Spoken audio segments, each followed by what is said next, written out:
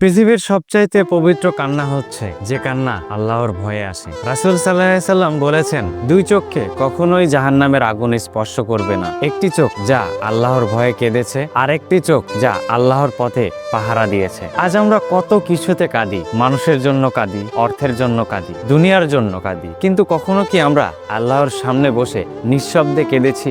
যখন রাত গভীর হয়, চারপাশ নীরব থাকে, তখন আল্লাহ অপেক্ষা করেন আমার বান্দা কখন ফিরে আসবে। এই দুনিয়ার কেউ যদি আমাদের অশ্রু দেখে, তারা হয়তো অবহেলা করে, কিন্তু আল্লাহ সেই অশ্রু জমিয়ে রাখেন। আল্লাহ বলেন, তোমার প্রতিটি কান্না আমি জানি, আমি দেখি, আমি অনুভব করি। একদিন একটি কিশোর নবী সাল্লাল্লাহু আলাইহি সাল্লামের কাছে এসে বলেন, হে আল্লাহর রাসূল, আমার অনেক গুনাহ, আমি জানি না আল্লাহ আমাকে ক্ষমা করবেন কিনা। রাসূল সাল্লাল্লাহু আলাইহি সাল্লাম তাকে বুকে টেনে নিয়ে বলেন, আল্লাহর দয়ার দরজা কখনোই বন্ধ হয় না। তওবা করো, ফিরে এসো। তুমি যদি জানো আল্লাহ তোমাকে কতটা ভালোবাসেন, তবে তুমি আর কখনোই হতাশ হবে না। আমরা হয়তো মানুষকে বলি সব ঠিক হয়ে যাবে, কিন্তু সত্যিকার অর্থে সব ঠিক হয় শুধু তখনই যখন আল্লাহ বলে, হয়েছে, তুমি ক্ষমাপ্রাপ্ত। একটি হৃদয় যেটা রাতের অন্ধকারে কাঁদে, একটি অন্তর যেটা একাকী আল্লাহর নাম উচ্চারণ করে, এই হৃদয়গুলোই আল্লাহর কাছে সবচাইতে প্রিয়। কারণ আল্লাহ তাকান অন্তরের দিকে, মুখের দিকে নয়। তিনি দেখেন কে তাকে ভালোবাসে, কে তার দিকে ফিরে আসতে চায়। একজন মানুষ যখন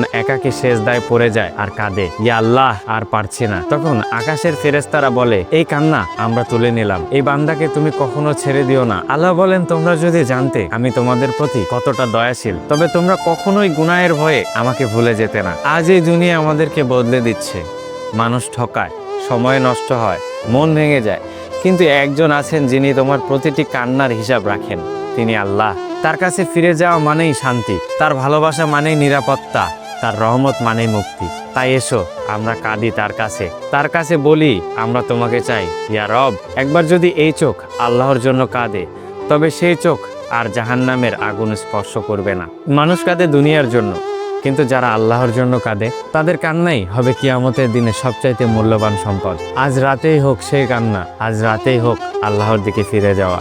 হে আমার রব, আমার চোখ যেন কাঁদে শুধু তোমার ভয়ে। তুমি আমায় দুনিয়ায় কাঁদাও, তাহলে আখিরাতে আমি হাসতে পারবো।